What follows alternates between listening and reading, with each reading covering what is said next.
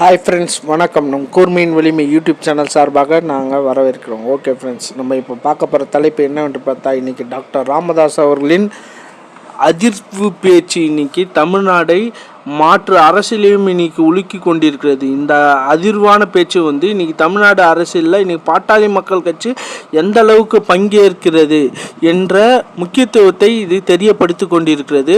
இன்னைக்கு தமிழ்நாட்டில் இருக்கிற மொத்த ஊடகங்களும் இன்னைக்கு ராமதாஸ் அரசியலை இன்னைக்கு அந்த அளவுக்கு உற்று நோக்கி கொண்டிருக்கிறார்கள். இன்னைக்கு தமிழர்கள் அனைவரும் இன்னைக்கு ராமதாஸை இன்னைக்கு முழுக்க இவருடைய அரசியலை இன்னைக்கு கண்டு நெகிழ்ந்து போகிறார்கள். ஏன் என்று சொன்னால், இன்னைக்கு இந்த தள்ளாடும் வயசுலையும் இந்த அளவுக்கு இவர் இறங்கி இந்த அளவுக்கு ஃபீல்டு ஒர்க் போல்டாக பண்ணுறாருன்னா, இவர் தமிழர்களுக்காக எந்த அளவுக்கு செயல்பட்டிருக்காரு, தமிழ் இனத்துக்காக எந்த அளவுக்கு செயல்பட்டிருக்காரு.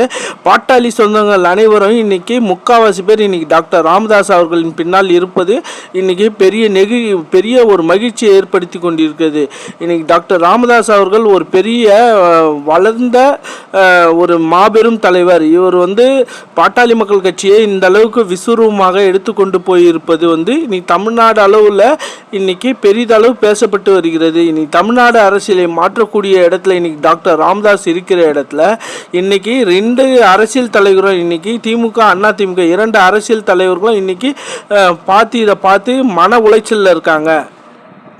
டாக்டர் ராமதாஸ் அவர்கள் என்ன பண்ண போகிறார், இன்னைக்கு தமிழ்நாடு அரசியல் மாற்றம் எப்படி நிகழப் போகிறது, தமிழ்நாடு எதிர்கட்சியும் ஆளுங்கட்சியும் இன்னைக்கு அவர்கள் மன வேதனையில் இருக்கிறார்கள். ஏன்னு சொன்னால், டாக்டர் ராமதாஸ் அரசியலை கண்டு இன்னைக்கு பெரிதும் இன்னைக்கு பொதுமக்கள் பாட்டாளி சொந்தங்கள் அனைவரும் இன்னைக்கு வேதனையில் இருக்கும் பொழுது இன்னைக்கு மாற்று கட்சியில் இருக்கும் அனைவரும் இன்னைக்கு வேதனையில் இருக்கிறார்கள். ஏன் என்று சொன்னால், டாக்டர் ராமதாஸ் அவர்களின் அரசியல் இன்னைக்கு தமிழ்நாட்டின் அரசியலை மாற்றக்கூடிய அரசியல் என்று கணிக்கின்றனர். ஓகே ஃப்ரெண்ட்ஸ், நன்றி, வணக்கம்.